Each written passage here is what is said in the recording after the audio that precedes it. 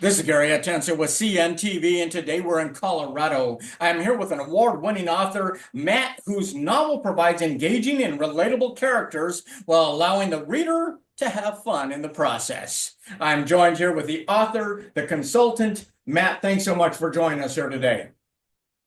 Thank you for having me. Honestly, this is a great time. It's a great opportunity. I'm going to start off a little bit about your past. I mean, you're formerly educated at the University of Northern Colorado. You went on to pursue a master's in creative writing at Regis University. You have shared your knowledge with the youth of fourth and fifth grade to young adults also in college. Share with us a little about, first of all, what did you grow up reading that maybe inspired you? What did I grow up reading? I mean, honestly, I grew up, I was a sports player. I was an athlete. And my parents read to me. I was a very literate child. My parents were reading to me, and I was listening to Give a Mouse a Cookie when I was like 2, and I could memorize that book. So I've been reading a long time, but it was hard to get interest. And that's part of the reason why I'm a writer, and I'm going to explain that a little bit. But I had a hard time finding interest in books at my back then. So I actually read sports articles and sports books. And have you heard of Matt Christopher fiction? He specifically focused Yeah. on, just these small little heroic tales. And I really got into that because I was a competitive baseball player. Actually, I have played in Florida, which is a little connection. But as I progressed, I always loved like the Giver Yeah. dystopian novels. I mean, Um, that's interesting. You were yeah. kind of looking to write a book that's something that would interest you, probably back in the day. Oh yeah, totally. Like, and I'm glad you brought this up. And I think teachers definitely have potential to be writers because when I was a fourth and fifth grade teacher for about 10 years, Yeah, I taught advanced literate students and advanced literary students. yeah, And for boys specifically, but I saw there was a huge gap. It went from like the Hunger Games interest, dystopian stuff, the Maze Runner, and then it was all of a sudden now get interested in the 1920s and Gatsby. So it was like a huge. I don't know if I got the decades correct, but there was a huge gap in interests I just saw. So as a teacher, it was very difficult for me to find chapter books um, that yeah. were engaging to where the demographics of students I was dealing with. I mean, obviously there were some students that were, little better readers than others, but I'm just saying, like, I used that connection with them as But myself to you write my own book. Yeah. what inspired you was the gap in between something you felt you could fill in. I mean, how much of your past experiences, especially that on the sports field, make their way into your writing? I mean, do you think those two worlds will collide in future books, or maybe it's even colliding already in your present book? Um, well, I use my real life experience. Most of my content comes from like my experiences in high school that are more about I guess you would say main characters that are flawed. Yeah, Uh, when I grew up in a competitive baseball, I mean, I know how to write a lot of tension. My books tend to be um, very thrilling and engaging. Like this book, Irish Town, is written as an yeah, emotional ticking time bomb. So it counts down from 60 days down. So I know like 60 days down to day one. So it's actually a ticking yeah. bomb. And so So I know you're how to talking use this. What? more of the human spirit. I mean, you're Yeah. right about the human spirit, be it challenges, not only in the sporting and that type of thing. I mean, you grew up learning the basic skills of reading and writing, but like you say, it was a fifth grade teacher that saw something in you and encouraged you to explore your creative side. Tell us a little bit about that. Do you remember that inspiration? Yeah, I do. I tend to get kind of emotional about it, but it's cool. Like I had a teacher named Miss Shoemaker, and gosh, this was a long time ago, but I was like in fourth grade, and she saw potential in my creative writing, and she pushed it, and she was like, I mean, this was not in a time where we went and did small writing groups for guys that had potential in writers. This was This was a time when teachers saw potential and really, it was kind of just push them along. But she provided me after school time. She helped me tutor. She tutored me to write and just to think about things from different perspectives. And then so much. Oh, I'm sorry. So much that I just found this in my old yearbook, my fifth grade yearbook. I actually said as a quote, I want to be a professional writer, to take care of my parents when I grow up, all that kiddie stuff. But it did say be a professional writer. So I'm just saying, like, so I don't know if she's still alive, unfortunately, but she Right. supported me, and I literally she brought like teach this to my audience or to my clients. She Yep. dropped a seed, and now I'm the watermelon. She dropped a little seed, and now it grew into a That's all watermelon. it takes. I mean, we're talking Yeah, a ripple effect, right? And that's what teachers in our lives, the good teachers, they have a ripple effect that they will never understand. And yeah. it goes on forever. Would you say this experience is what led you to also become a teacher of fifth graders specializing in writing and was inspiring our youth to write, kind of providing a flash to your past, really? Yeah.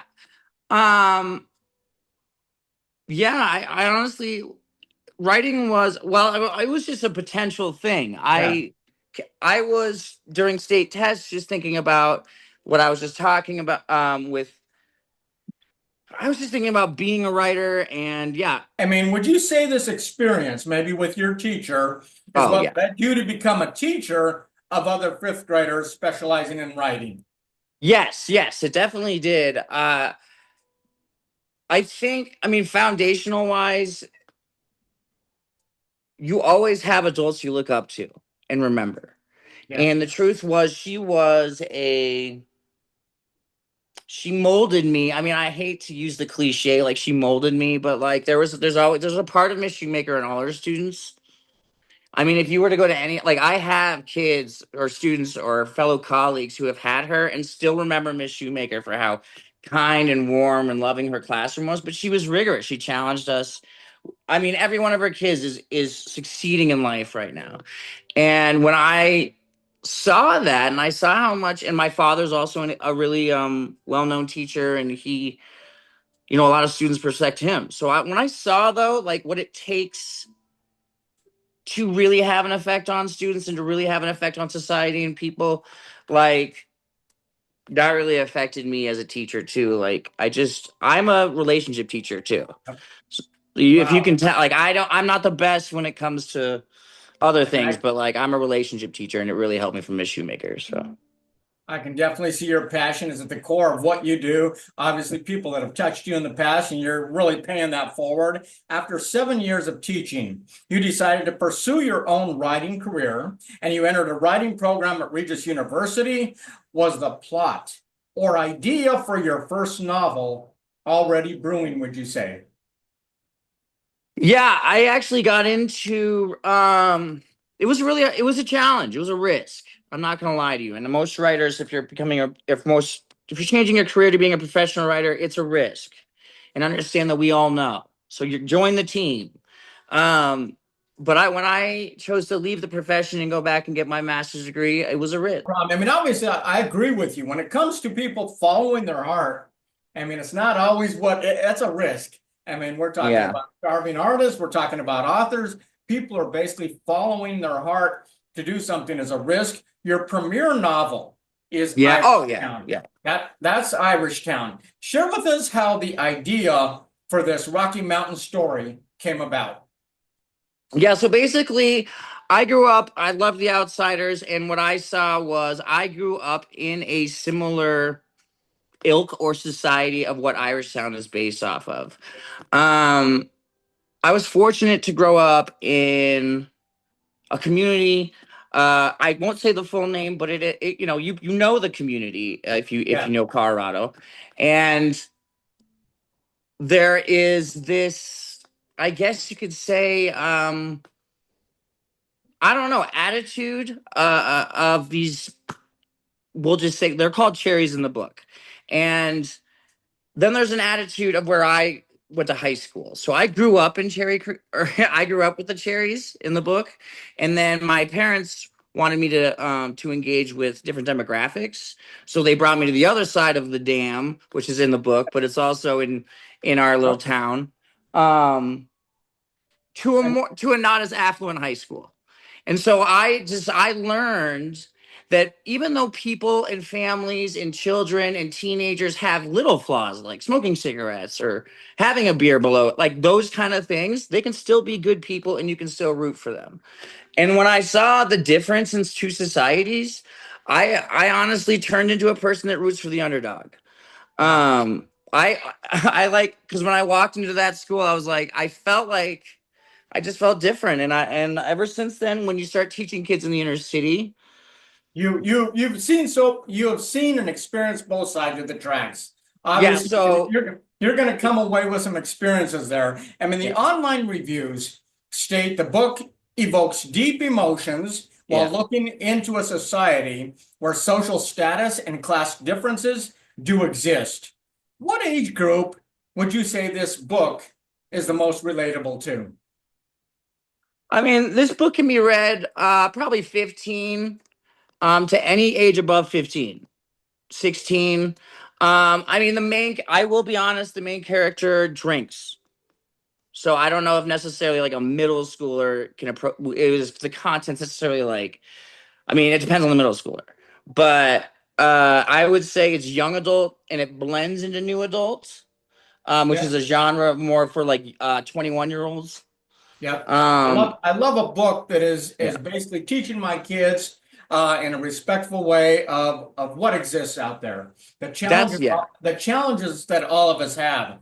What will the reader learn as they follow these teenagers who must overcome social injustices and really learn to work as a team? Well, what they learned from the book is like it's all about there's a major theme of family in the book, working together as a team. And the truth is, and what I wanted to go for was that when you don't have everything, when you don't have a family, like when you don't, it's absent parents, when you have absent parents in both sides of the tracks. I also try to touch that thing. You need to work together, and people have, I also like the way you're talking about the realism Yep. of the book, and that's true. Like you touch social classes and everything like that. I just Speaking of social classes, one reader wrote the book said, "Who doesn't love an underdog? A dystopian society that's yeah. raw, comical, violent. Would you too say the story is not that different than our society today?" What has been some of the feedback from people who've read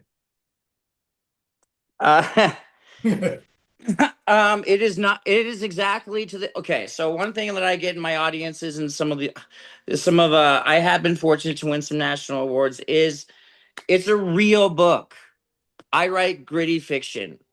This is what high school is like. This is what kids go to high school, and this is the material they are given in life. We as parents, I don't have kids, but as teachers and as parents, like we need to understand and to be better parents to educate these kids on some of the new content and the new aggressive material. And the truth is like when I grew up, I don't know, I'm just saying the internet, the availability of the internet, the availability of social media, like these are different things.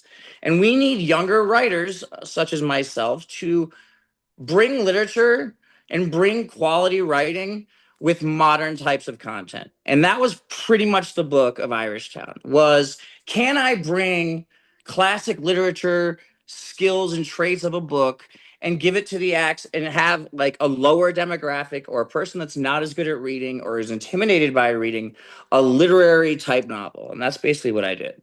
I think you've really hit on a real niche there that Yeah. possibly doesn't even exist too much when it comes to writing. We see that kind of thing in movies. We see them crossing over and doing some, real life issues. But like you say, this is something that somebody who maybe doesn't think reading's cool would actually read and say, "Hey, this is pretty cool. This is relatable." Oh my gosh, you totally got it. I mean, I'm just saying that's awesome because like that's even like I chose the color of the book was to that ilk. Like I wanted boys to be proud that they read the book and carried it Yeah. around school. So I like even got the visual of Yeah, I mean, let's yeah. face it. I mean, I grew up in sports, and I can tell you that it wasn't cool to go to writing class. Okay, it wasn't even pushed, and I have to give you credit for really going down that path. And now you're trying to bring it back to everybody, making it realize that this is cool for anyone. I mean, obviously, we all have experiences out there. I mean, writing is challenging, Yeah. and as you say, the best way to improve is with support.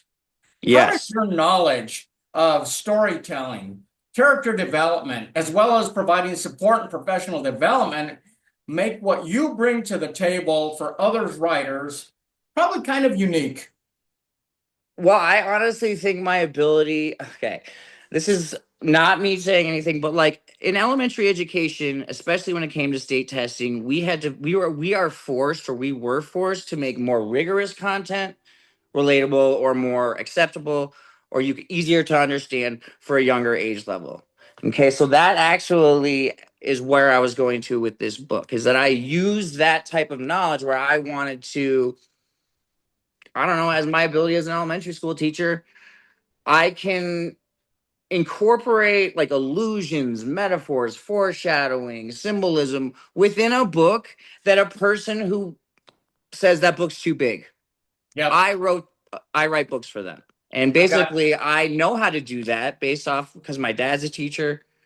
My editor is a I don't know if you the IB program, but she used to assess tests for that. So I have support circles of just being a literary person. And the I truth is, mean, there's writing communities, there's writing workshops. The hardest part about being a writer is having someone read your stuff. Getting over that hump yep. is, I mean, you know, Irish Town, I mean, it's won and been nominated for multiple awards. Is yeah. consulting kind of your way of continuing to give back?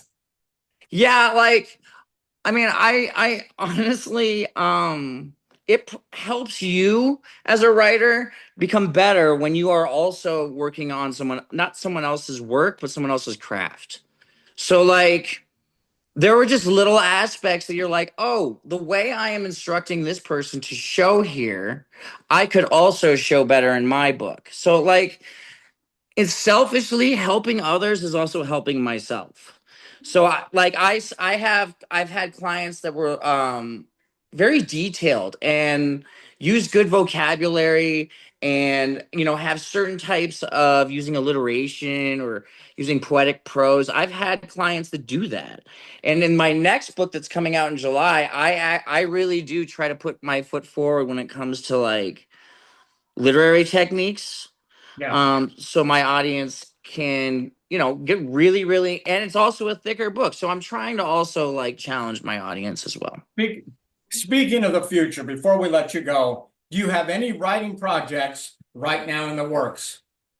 Yeah, I have three pieces coming out this year. So they're all coming on my siblings birthdays. So my very first piece is called Sweet Evil, and it's a speculative young adult, which it's 20 years. It's my characters. It's basically my main characters in a lot of my stories, but it's their kids. So it's 20 years in the future with like flying cars and everything. And it's basically a standalone novel. And then November, I'm publishing a short story collection called Hope and Pain, which is basically a balance of short stories that deal with hope and hope within the structure of a painful life. You're pretty busy. You got a lot going on this Yeah. year coming out again for people. I think that's exciting. I can't wait to get back with you again, maybe introduce a few of these as well. Yeah. Matt, one of your former students said that you were the reason they decided to take writing seriously. In your youth, you said, you can see me in the future as a baseball player. If not, I will be a writer. Has this been a rewarding career for you? Been fortunate to succeed, travel the world in other things, and the truth is, there's nothing better than getting a good review. I won Look, like if I were to think about like 5 years ago, I'm about to cry. But if I were to think about like 5 years ago when I was just like sitting in my terrible laptop writing this book, there's no way I would have thought that I would have reached some girl in Texas talking about rich and poor people and actual train tracks. Like she actually put in like I had a reader who won me an award, a national award, and like the Reader Views Gold Award, who beat the Big Five, like Penguin and stuff, with her review. And it was like this book touched her soul because she lit her dad's a lawnmower for her best friend. And that's what I'm saying. Like, it's not all about making money. It's Yep. really not. It's about that, there's a random person out there that looks to you as a hero. Absolutely. And that's what happens when an individual like yourself follows their heart and decides to share what's in them with other people. The connection is great. You probably would have been shocked 5, 6 years ago if you'd have thought you're going to be on TV actually interviewing about your book. Yeah. It's got to be exciting for you. That's great. That's great. I want to get the story out to my viewers.